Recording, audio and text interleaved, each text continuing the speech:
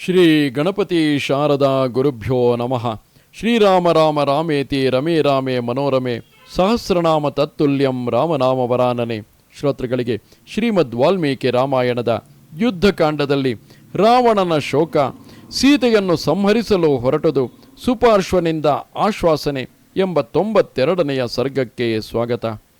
ತತಃ ಪೌಲಸ್ತ್ಯ ಸಚಿವಾ ಶ್ರುತ್ವಾ ಚೇಂದ್ರಜಿತಂ ಹತಂ ಅಚಚಕ್ಷುರಭಿಜ್ಞಾಯ ದಶಗ್ರೀವಾಯ ಸತ್ವರಾಹ. ರಾವಣನ ಮಂತ್ರಿಗಳು ಇಂದ್ರಜಿತವು ಹತನಾದನೆಂಬ ವಾರ್ತೆಯನ್ನು ಕೇಳುತ್ತಲೇ ಅವನು ಯುದ್ಧರಂಗದಲ್ಲಿ ಬಿದ್ದಿರುವುದನ್ನು ತಾವು ನೋಡಿ ಬಹಳ ಅವಸರದಿಂದ ಲಂಕೆಗೆ ಬಂದು ಆ ಶೋಕವಾರ್ತೆಯನ್ನು ರಾವಣನಿಗೆ ಅರುಹಿದರು. ಮಹಾರಾಜ, ವಿಭೀಷಣನ ಸಹಾಯವನ್ನು ಪಡೆದ ಲಕ್ಷ್ಮಣನಿಂದ ಮಹಾದ್ಯುತಿಮಂತನಾದ ನಿನ್ನ ಮಗ ಇಂದ್ರಜಿತವು ನಮ್ಮ ಸೈನಿಕರು ನೋಡುತ್ತಿದ್ದಂತೆಯೇ ಕೊಲ್ಲಲ್ಪಟ್ಟನು. ಯುದ್ಧಗಳಲ್ಲಿ ಎಂದೂ ಸೋತು ಹೋಗದಿದ್ದ ದೇವೇಂದ್ರನನ್ನು ಪರಾಜಯಗೊಳಿಸಿದ್ದ ನಿನ್ನ ಮಗನು ಶೂರನಾದ ಲಕ್ಷ್ಮಣನೊಡನೆ ಯುದ್ಧದಲ್ಲಿ ತೊಡಗಿ ಅವನನ್ನು ಬಾಣಗಳ ಪ್ರಯೋಗಗಳಿಂದ ಸಂತಾಪಗೊಳಿಸಿ ಕಡೆಗೆ ಲಕ್ಷ್ಮಣನಿಂದ ಹತನಾಗಿ ಉತ್ತಮ ಲೋಕಗಳನ್ನು ಸೇರಿದನು. ಅತಿ ಭಯಂಕರವಾದ, ಘೋರವಾದ ಮತ್ತು ದಾರುಣವಾದ ಮಗನ ಮರಣವಾರ್ತೆಯನ್ನು ಕೇಳಿದೊಡನೆಯೇ ರಾವಣನು ಮೂರ್ಛಿತನಾದನು. ಬಹಳ ಹೊತ್ತು ಕಳೆದ ನಂತರ ಎಚ್ಚರಗೊಂಡು ಪುತ್ರ ಶೋಕದಿಂದ ವ್ಯಾಕುಲಗೊಂಡಿದ್ದ, ಕ್ಲೇಶದಿಂದ ಕೂಡಿದ ಇಂದ್ರಿಯಗಳುಳ್ಳವನಾಗಿದ್ದ, ದೀನನಾಗಿದ್ದ ರಾಕ್ಷಸ ಶ್ರೇಷ್ಠನಾದ ರಾವಣನು ವಿಲಪಿಸತೊಡಗಿದನು. ರಾಕ್ಷಸ ಸೇನಾ ಪ್ರಮುಖನೇ, ಮಹಾಬಲನೇ, ಅಯ್ಯೋ ಮಗನೇ, ದೇವಶ್ರೇಷ್ಠನಾದ ಇಂದ್ರನನ್ನೇ ಜಯಿಸಿದ್ದ ನೀನು ಹುಲು ಮನುಜನಾದ ಲಕ್ಷ್ಮಣನಿಗೆ ಹೇಗೆ ವಶನಾದೆ?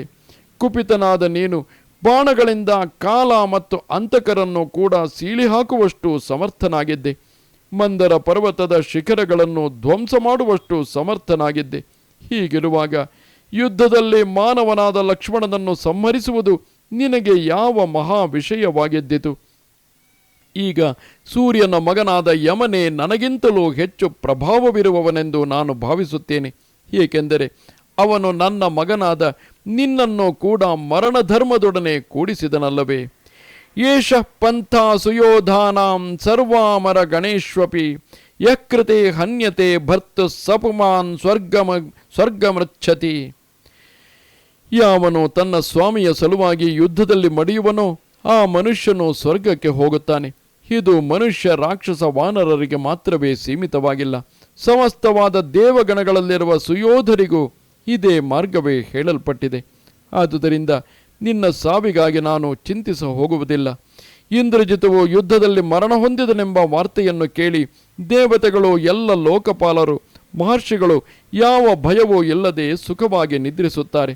ಈಗ ನನಗೆ ಈ 3 ಲೋಕಗಳು, ಇದರಲ್ಲಿ ಅಂತರ್ಗತವಾಗಿರುವ ಅರಣ್ಯ ಪರ್ವತಗಳಿಂದ ಸಂಪನ್ನವಾಗಿರುವ ಭೂಮಂಡಲವು ಇಂದ್ರಜಿತು ಒಬ್ಬನಿಲ್ಲದ ಕಾರಣ ಶೂನ್ಯವಾಗಿ ಕಾಣುತ್ತಿದೆ. ಸಲಗವು ಸತ್ತು ಹೋದಾಗ ಗಿರಿ ಗುಹೆಗಳಲ್ಲಿರುವ ಹೆಣ್ಣಾನೆಗಳು ಆರ್ತನಾದ ಮಾಡುವಂತೆ ಅಂತಃಪುರದಲ್ಲಿರುವ ರಾಕ್ಷಸ ಕನ್ಯೆಯರ ಕರುಣಾಜನಕವಾದ ಗೋಳನ್ನು ನಾನು ಈಗಲೇ ಕೇಳುತ್ತೇನೆ. ಶತ್ರು ಸಂತಾಪಕನೇ, ಈಗ ನೀನು ನಿನ್ನ ಯುವರಾಜ ಪದವಿಯನ್ನು, ಲಂಕೆಯನ್ನು, ರಾಕ್ಷಸರನ್ನು, ನನ್ನನ್ನು ಮತ್ತು ನಿನ್ನ ಭಾರ್ಯೆಯರನ್ನು ಬಿಟ್ಟು ಎಲ್ಲಿಗೆ ಹೊರಟು ಹೋದೆ? ನಾನು ಮೊದಲು ಮರಣ ಹೊಂದಿ ನನ್ನ ಪ್ರೇತ ಕಾರ್ಯಗಳನ್ನು ನೀನು ಮಾಡುವುದು ಸಮುಚಿತವಾಗಿದ್ದಿತು. ಈಗ ಅದು ವಿಪರೀತವಾಗಿದೆ. ನನ್ನ ಮುಂದೆಯೇ ನೀನು ಮರಣ ಹೊಂದಿ ನಿನ್ನ ಪ್ರೇತ ಕಾರ್ಯಗಳನ್ನು ನಾನು ಮಾಡಬೇಕಾಗಿ ಬಂದಿರುವುದಲ್ಲವೇ? ಅಯ್ಯೋ ಕುಮಾರ, ನನಗೆ ಶಲ್ಯಪ್ರಾಯರಾಗಿರುವ ಸುಗ್ರೀವ, ಲಕ್ಷ್ಮಣ, ರಾಮ ಇವರಿನ್ನೂ ಬದುಕಿಯೇ ಇದ್ದಾರೆ. ನನ್ನ ಮನಸ್ಸಿನಲ್ಲಿರುವ ಈ ಮುಳ್ಳನ್ನು ತೆಗೆದು ಹಾಕದೆ ನಮ್ಮೆಲ್ಲರನ್ನು ಬಿಟ್ಟು ನೀನು ಎಲ್ಲಿಗೆ ಹೊರಟು ಹೋದೆ? ಇವೇ ಮುಂತಾಗಿ ಹೇಳಿಕೊಂಡು ಗೋಳಾಡುತ್ತಿದ್ದ ರಾಕ್ಷಸಾಧಿಪತಿಯಾದ ರಾವಣನ ಮನಸ್ಸನ್ನು ಮಹಾ ಕೋಪವು ಆವರಿಸಿತು. ಸ್ವಭಾವದಿಂದಲೇ ಕೋಪಿಷ್ಠನಾಗಿದ್ದ ರಾವಣನನ್ನು ಮಗನ ಸಂಬಂಧವಾದ ಮನೋವ್ಯಥೆಗಳು ಹೆಚ್ಚು ಉತ್ತೇಜಿಸಿದವು.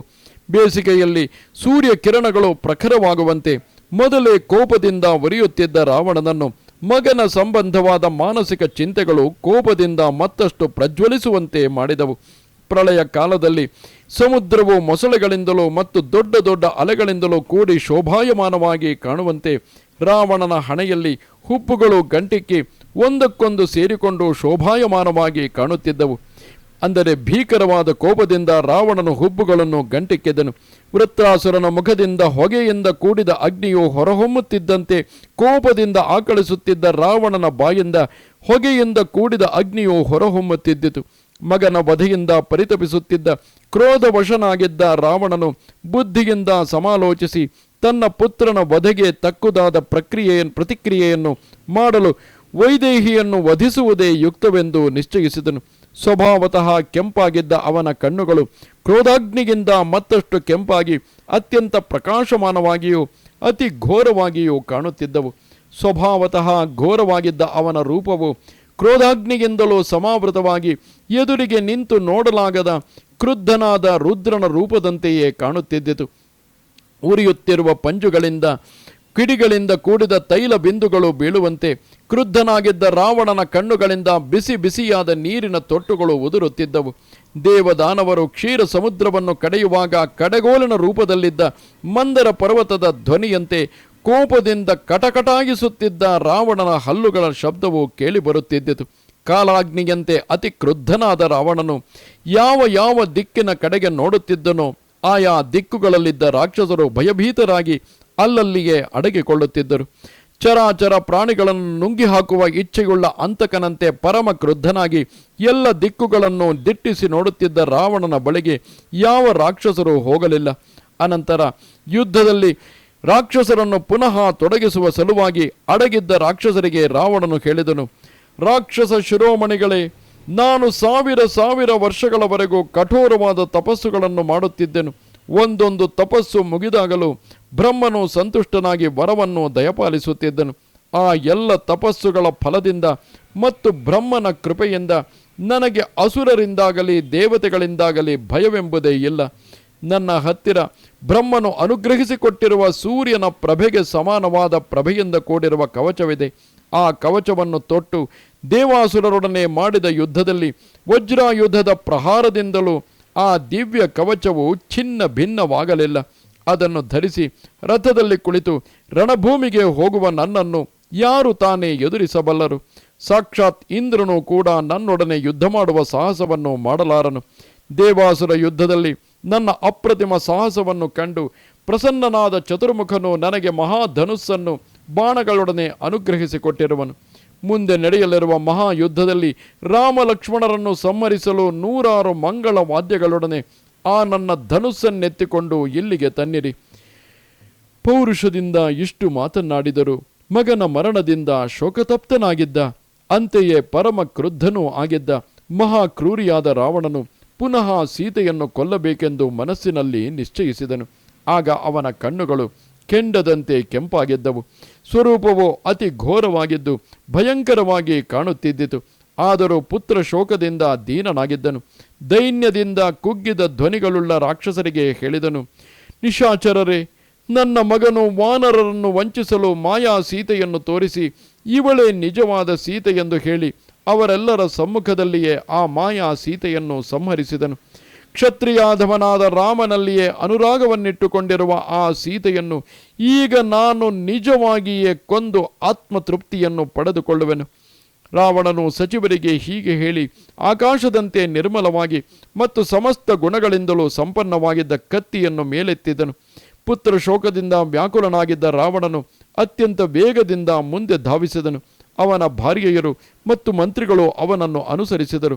ಕತ್ತಿಯನ್ನೆತ್ತಿಕೊಂಡು ಸೀತೆಯಿದ್ದ ಅಶೋಕವನದ ಕಡೆಗೆ ಹೋಗುತ್ತಿದ್ದ ರಾವಣನನ್ನು ನೋಡಿ ಅವನನ್ನು ಅನುಸರಿಸಿ ಬರುತ್ತಿದ್ದ ಮಂತ್ರಿಗಳು ಸಿಂಹನಾದಗಳನ್ನು ಮಾಡಿದರು.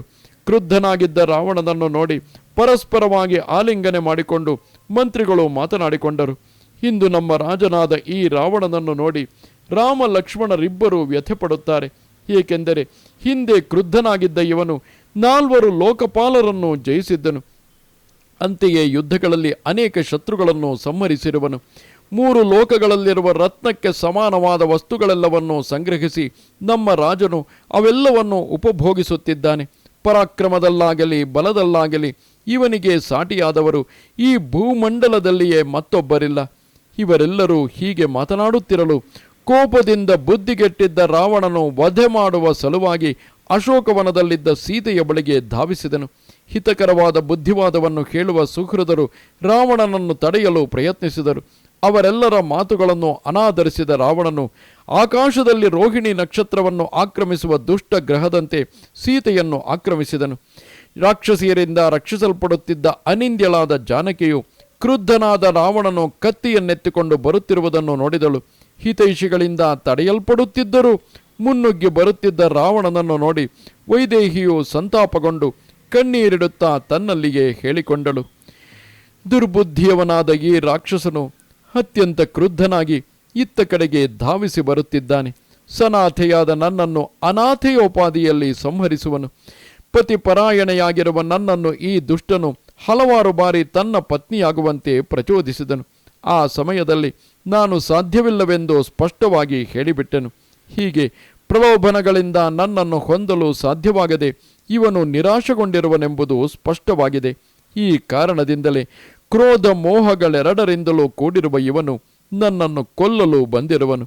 ಅಥವಾ ನನ್ನ ಸಲುವಾಗಿ ಯುದ್ಧ ಮಾಡುತ್ತಿದ್ದ ನರಶ್ರೇಷ್ಠರಾದ ಸೋದರರಾದ ರಾಮಲಕ್ಷ್ಮಣರನ್ನು ಯುದ್ಧದಲ್ಲಿ ಈ ಅನಾರ್ಯನೇನಾದರೂ ಸಂಹರಿಸಿಬಿಟ್ಟನೋ?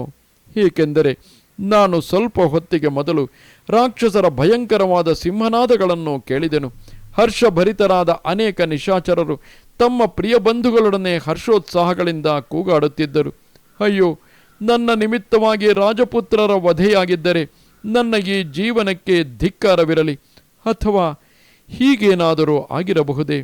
ಪುತ್ರ ಶೋಕದಿಂದ ಪರಿತಪ್ತನಾಗಿರುವ ಪಾಪ ಕಾರ್ಯಗಳನ್ನು ಮಾಡುವುದರಲ್ಲಿಯೇ ನಿಶ್ಚಿತವಾದ ಬುದ್ಧಿಯುಳ್ಳ ಭಯಂಕರನಾದ ಈ ರಾಕ್ಷಸನು ರಾಮ ಲಕ್ಷ್ಮಣರನ್ನು ಸಂಹರಿಸದೆಯೇ ನನ್ನನ್ನು ಸಂಹರಿಸಲು ಬಂದಿರಬಹುದೇ? ಹನುಮಂತಸ್ತು ತದ್ವಾಕ್ಯಂ ನ ಕೃತಂ ಕ್ಷುದ್ರಯಾಮಯ ಯದ್ಯಹಂ ತಸ್ಯ ಪೃಷ್ಠೇನ ತದಾಯಾಯ ಮನಿಂದಿತ ನಾದ್ಯೈವ ಮನುಷೋಚೇಯಂ ಭರ್ತುರಂಗಗತಾ ಸತಿ. ಅಲ್ಪ ಬುದ್ಧಿಯವಳಾದ ನಾನು ಹನುಮಂತನು ಆಗ ಹೇಳಿದ ಮಾತನ್ನು ಕೇಳಲಿಲ್ಲ. ಶ್ರೀರಾಮನು ರಾವಣನನ್ನು ಜಯಿಸಿ ನನ್ನನ್ನು ಕರೆದುಕೊಂಡು ಹೋಗದಿದ್ದರೂ ಚಿಂತೆಯಿಲ್ಲವೆಂದು ನಿರ್ಧರಿಸಿ ಹನುಮಂತನು ಹೇಳಿದಂತೆ ನಾನೇನಾದರೂ ಅವನ ಬೆನ್ನ ಮೇಲೆ ಕುಳಿತು ಹೊರಟು ಹೋಗಿದ್ದರೆ ಈಗ ಈ ಪರಿಯಲ್ಲಿ ಶೋಕ ಪಡಬೇಕಾಗಿಯೂ ಇರಲಿಲ್ಲ. ಈ ವೇಳೆಗಾಗಲೇ ನಾನು ನನ್ನ ಪ್ರಿಯತಮನ ತೊಡೆಯನ್ನು ಸೇರಿಬಿಡುತ್ತಿದ್ದೆನು. ಒಬ್ಬನೇ ಮಗನನ್ನು ಹೊಂದಿರುವ ಕೌಸಲ್ಯೇನಾದರೂ ಯುದ್ಧದಲ್ಲಿ ತನ್ನ ಏಕಮಾತ್ರ ಪುತ್ರನಾದ ಶ್ರೀರಾಮನು ಮಡಿದನೆಂಬ ವಾರ್ತೆಯನ್ನು ಕೇಳಿದಳಾದರೆ ಮರುಕ್ಷಣದಲ್ಲಿಯೇ ಅವಳ ಎದೆಯು ಒಡೆದೇ ಹೋಗುತ್ತದೆ.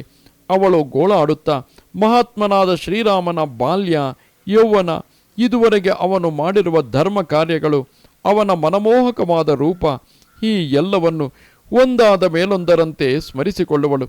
ತನ್ನ ಮಗನು ಮಡಿಯಲು ಜೀವನದಲ್ಲಿಯೇ ನಿರಾಶೆ ಹೊಂದುವ ಮತ್ತು ಬುದ್ಧಿ ಕೆಡುವ ಕೌಸಲ್ಯಾದೇವಿಯು ಮಗನಿಗೆ ಶ್ರಾದ್ದ ಕರ್ಮವನ್ನು ಮಾಡಿ ಬೆಂಕಿಯಲ್ಲಾದರೂ ಬೀಳುತ್ತಾಳೆ, ಮಡುವಿನಲ್ಲಾದರೂ ಧುಮುಕುತ್ತಾಳೆ. ಇದು ನಿಶ್ಚಯ. ಯಾವಳ ಕಾರಣದಿಂದ ಕೌಸಲ್ಯಾದೇವಿಯು ಇಂತಹ ದಾರುಣವಾದ ಶೋಕವನ್ನು ಹೊಂದಲಿರುವಳೋ ಅಂತಹ ಕುಲಟೆಯಾದ ಪಾಪ ನಿಶ್ಚಯಳಾದ ಮಂಥರೆಗೆ ಧಿಕ್ಕಾರವಿರಲಿ. ಚಂದ್ರನಿಂದ ಬೇರ್ಪಟ್ಟು ಬೇರೆಯ ಗ್ರಹಕ್ಕೆ ವಶಳಾದ ರೋಹಿಣಿಯಂತೆ ಕಾಣುತ್ತಿದ್ದ ಸೀತಾದೇವಿಯು ಹೀಗೆ ಗೋಳಾಡುತ್ತಿರುವುದನ್ನು ಕಂಡು ಶೀಲವಂತನಾದ, ಶುಚಿಯಾದ, ಮೇಧಾವಿಯಾದ ಸುಪಾರ್ಶ್ವನೆಂಬ ರಾವಣನ ಮಂತ್ರಿಯು ಇತರ ಸಚಿವರಿಂದ ತಡೆಯಲ್ಪಡುತ್ತಿದ್ದರೂ ಪರಿಗಣಿಸದೆ ರಾವಣನಿಗೆ ಹೇಳಿದನು, ಮಹಾರಾಜ ದಶಗ್ರೀವನೇ, ನೀನು ಸಾಕ್ಷಾತ್ ಕುಬೇರನಿಗೆ ತಮ್ಮನಾಗಿರುವೆ. ಆದರೂ ಕ್ರೋಧಕ್ಕೆ ವಶನಾಗಿ ಧರ್ಮವನ್ನು ಪರಿತ್ಯಜಿಸಿ ವೈದೇಹಿಯನ್ನು ಕೊಲ್ಲಲು ಅಪೇಕ್ಷಿಸುತ್ತಿರುವೆಯಲ್ಲವೇ? ವೇದ ವಿದ್ಯಾ ವ್ರತಸ್ನಾತಃ ಸ್ವಕರ್ಮ ನಿರತ ಸದಾ ಸ್ತ್ರೀಯಾ ಕಸ್ಮಾದ್ವಧಂ ವೀರ ಮನ್ಯಸೆ ರಾಕ್ಷಸೇಶ್ವರ. ರಾಕ್ಷಸೇಶ್ವರನೇ, ನೀನು ವಿಧಿಪೂರ್ವಕವಾಗಿ ಬ್ರಹ್ಮಚರ್ಯದ ಪಾಲನೆ ಮಾಡುತ್ತಾ ವೇದಗಳನ್ನು ಅಧ್ಯಯನ ಮಾಡಿ ಸ್ನಾತಕನಾಗಿ ಗುರುಕುಲದಿಂದ ಬಂದಿರುವೆ. ಯಾವಾಗಲೂ ವರ್ಣಾಶ್ರಮಗಳಿಗೆ ಅನುಸಾರವಾಗಿ ನಿನ್ನ ಕರ್ತವ್ಯಗಳನ್ನು ಪರಿಪಾಲಿಸುತ್ತಿರುವೆ. ಹೀಗಿದ್ದರೂ ಸ್ತ್ರೀಯೊಬ್ಬಳ ವಧೆ ಮಾಡುವುದು ಉಚಿತವೆಂದು ಹೇಗೆ ಭಾವಿಸುತ್ತಿರುವೆ?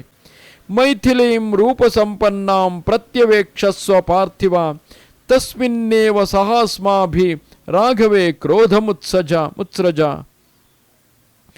ರಾವಣೇಶ್ವರ, ರೂಪಸಂಪನ್ನೆಯಾದ ಮೈಥಿಲಿಯ ಕಡೆಗೆ ನೋಡು. ಸೌಂದರ್ಯದ ಖನಿಯೇ ಆಗಿರುವ ಇವಳ ಮೇಲೆ ಕೋಪಗೊಂಡು ಇವಳನ್ನು ವಧಿಸಲು ನಿನಗೆ ಹೇಗೆ ತಾನೇ ಮನಸ್ಸು ಬರುವುದು? ನಮ್ಮೊಡನೆ ಯುದ್ಧಭೂಮಿಗೆ ಬಂದು ಈ ನಿನ್ನ ಎಲ್ಲ ಕೋಪವನ್ನು ರಾಮನ ಮೇಲೆ ಹರಿಯಬಿಡು. ಅಭ್ಯುತ್ಥಾನಂ ತ್ವಮದ್ಯೈವ ಕೃಷ್ಣಪಕ್ಷ ಚತುರ್ದಶಿ ಕೃತ್ವ ನಿರ್ಯಾಹ್ಯಮಾವಾಸ್ಯಂ ಕೃತ್ಯ ನಿರ್ಹ್ಯಾಹ್ಯಮಾವಾಸ್ಯಂ ವಿಜಯಾಯ ಬಲೈರ್ವ್ರತಃ. ಇಂದು ಫಾಲ್ಗುಣ ಕೃಷ್ಣ ಚತುರ್ದಶಿಯಾಗಿದೆ. ಆದುದರಿಂದ ನೀನು ಇಂದೇ ಯುದ್ಧಕ್ಕೆ ಸಿದ್ಧತೆಯನ್ನು ಮಾಡಿ ನಾಳೆ ಅಮಾವಾಸ್ಯೆಯ ದಿನ ಸೈನಿಕರೊಡನೆ ವಿಜಯವನ್ನು ಗಳಿಸಲು ನಿರ್ಗಮಿಸು. ಶೂರೋ ಧೀಮಾನ್ ರಥಿ ಖಡ್ಗಿ ರಥ ಪ್ರವರಮಾಸ್ಥಿತಃ ಹತ್ವಾ ದಾಶರಥೀಂ ರಾಮಂ ಭವಾನ್ ಪ್ರಾಪ್ಸ್ಯಸಿ ಮೈಥಿಲಿ. ಮಹಾರಾಜ, ನೀನು ಮಹಾಶೂರನು, ಬುದ್ಧಿವಂತನು, ಮಹಾರಥಿಯೂ ಆಗಿರುವೆ. ದಿವ್ಯವಾದ ರಥದಲ್ಲಿ ಕುಳಿತು ಖಡ್ಗಪಾಣಿಯಾಗಿ ಶತ್ರುವಿನೊಡನೆ ಯುದ್ಧವನ್ನು ಮಾಡು. ಯುದ್ಧದಲ್ಲಿ ದಶರಥನ ಮಗನಾದ ರಾಮನನ್ನು ಸಂಹರಿಸಿದ ನಂತರ ಸೀತೆಯನ್ನು ಪಡೆದುಕೊಳ್ಳುವೆ. ದುರಾತ್ಮನಾದ ರಾವಣನು ಸುಹೃದನು ಹೇಳಿದ ಧರ್ಮಸಮ್ಮತವಾದ ಮಾತನ್ನು ಅಂಗೀಕರಿಸಿ ಮನೆಗೆ ಹಿಂದಿರುಗಿದನು. ಅನಂತರ ಸುಹೃದರೊಡನೆ ರಾಜಸಭೆಗೆ ಪುನಃ ಹೋದನು. ಇದು ಶ್ರೀಮದ್ ವಾಲ್ಮೀಕಿ ರಾಮಾಯಣದ ಯುದ್ಧಕಾಂಡದಲ್ಲಿ 92ನೆಯ ಸರ್ಗವು. ನಮಸ್ತೆ ಶಾರದೆ ದೇವಿ ಕಾಶ್ಮೀರ ಪುರವಾಸಿನಿ ತ್ವಾಮಹಂ ಪ್ರಾರ್ಥಯೇ ನಿತ್ಯಂ ವಿದ್ಯಾದಾನಂಚ ದೇಹಿಮೆ. ನಮಸ್ಕಾರ.